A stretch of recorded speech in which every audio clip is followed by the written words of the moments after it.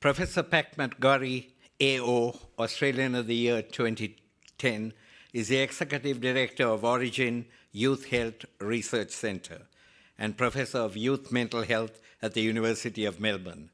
More importantly, he's also a Rotarian. Pat McGorry is a leading international researcher, clinician, and advocate for youth mental health agenda. Origin is a renowned mental health organisation for young people that has put Australia at the forefront of innovation in the prevention and treatment of mental illness. In 2006, he led the advocacy which resulted in the Australian government establishing the National Youth Mental Health Foundation, now known as Headspace. Over to you, Pat McGorry.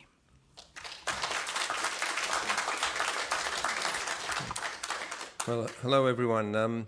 I'd like to start off by also acknowledging that we're on the land of traditional owners and of lands that have never ceded, and pay my respects to elders past, present and emerging as well. And it's a bit overwhelming actually to follow Thomas. It was very, very moving and very honoured to follow him actually. So before I talk a little bit about mental health, I would like to just speak personally, I guess, about this issue of the National Day and I was very conflicted when Philip asked me to speak because I think we're finally starting to mature as a country, and you can see the change. I think it's very important to have a National Day, and it's a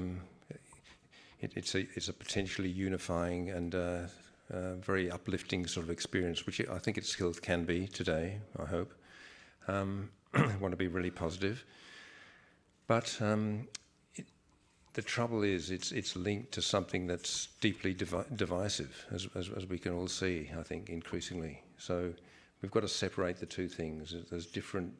It's not just Indigenous people that are affected by the sadness and the mourning on this day. I mean, I'll speak personally about this in a minute, but I was born in Ireland, a country that was also damagingly colonised, almost destroyed by colonisation, and managed to survive and flourish. And to me, celebrating the 26th of January as the National Day is a bit like celebrating the landing of Oliver Cromwell in 1652 in Ireland, where the same sort of ethnic cleansing and same sort of colonial practices were visited upon the Irish people, not just then, but many times before and after. So you just can't have that, I don't think, anymore. And we're finally waking up to that fact, which is incredibly inspiring, actually, to see the Australian community and our country realise these things. You know, we are maturing. I've worked in youth mental health for about 35 years, so I've been, I suppose, exposed to the maturational process of adolescence and emerging adulthood all that time. And I've seen, thousands and thousands of young people grow up, often with the struggles of mental illness to overcome. And I feel there's a parallel with us as a country in that respect. And the other indicator of this is the Republic. You know, we've still got the colonial flag on our flag. In the paper today, you probably saw there's a rise finally in support for the Republic again. So these are indicators of a maturing country, and the link between, the landing with the British flag being hoisted in 26th of January 1988, and the whole voice and the whole movement to respect and understand our Indigenous people, First Nations people, and the Republican movement. There's a very close sort of nexus between those two things, I think, and not everyone might agree with that, but so I am speaking just as my personal opinions. They don't carry any more weight than anybody else's, but today I just wanted to share some of those thoughts with you. I came here when I was 15, and I can remember being deeply shocked that the Aboriginal people had only just been allowed to vote a few months before we arrived in the country. They weren't even regarded as human beings but by white Australians. And the language and the attitudes that were on display every day towards Indigenous people in the school that I went to was just like very shocking. I can remember being shocked by it, and I suppose that's the positive thing here is how much that's changed in the last few years. Maybe not for all Australians, but certainly for, I would say that the bulk of, reasonable Australians are definitely shifting their feelings and attitudes and listening and understanding, and like Thomas was saying, facing the history of this country, and I guess taking it on board better than we ever have before. So, and we had a great session in Headspace recently, which was led by Indigenous people, and it was about decolonisation, and the realisation came to all of us, I think, that we are still part of this colonisation process. It's still happening. And Thomas was referring to some of the features of that, the incarceration rates and the sort of inequalities that exist today. But we are all benefiting from this process. I had not quite realised that I've been a beneficiary. I thought I was innocent up to a point because I came here, as a teenager, and I've lived here since then. But it's not in the past, it's actually in the present. It's actually still happening today, and we're not addressing some of these colonial sort of impacts even today. So that's what I learned from that session, and I think that's about that's something we have to do. We have to learn, and I was just so impressed with what Thomas had to say, and the beauty of that statement from the heart. And you can see already, while he was very generous about the diversity of views within the country, you can see already the same undermining tactics are being used as were used to undermine the Republic. Exactly the same playbook. So I think he's quite right. We've got to recognise that, call it out. The media are not calling it out properly. They're sitting on the fence.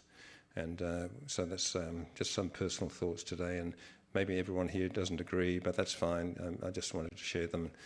So just what Philip really did ask me to talk about, I better talk about that too, because this is a very important sort of maturation as a country too. We have let our young people down very badly as well.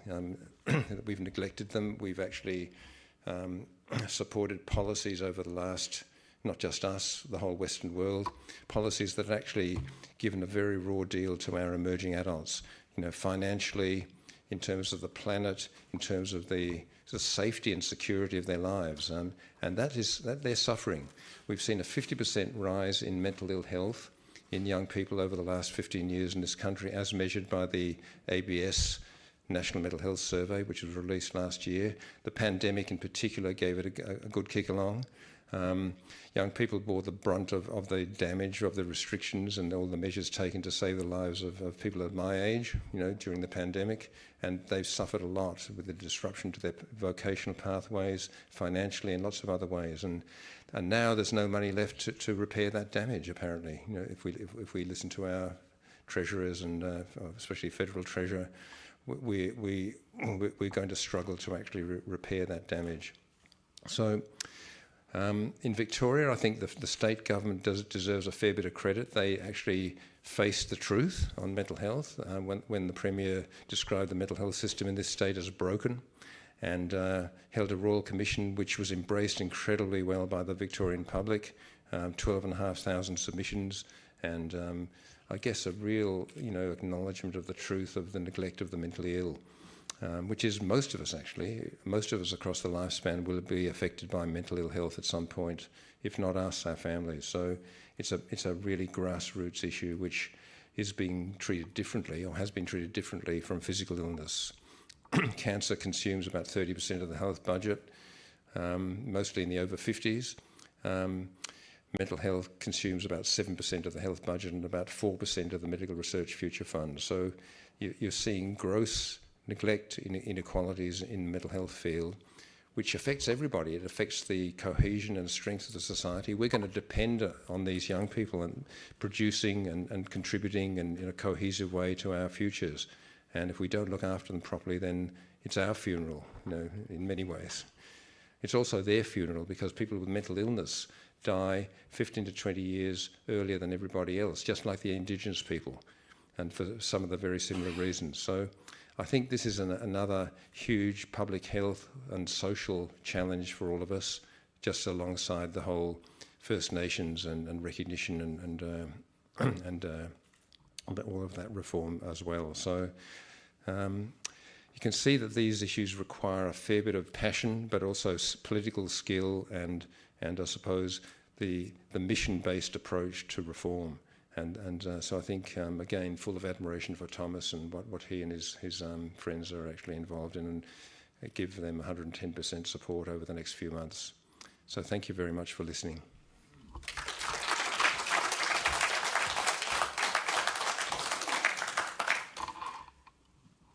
Thank you very much, Pat. I'm sure you're aware that Australian Rotary Health has dedicated the next 2 years to enhance its research into youth mental health and is focusing on children between the age of 0 to 12.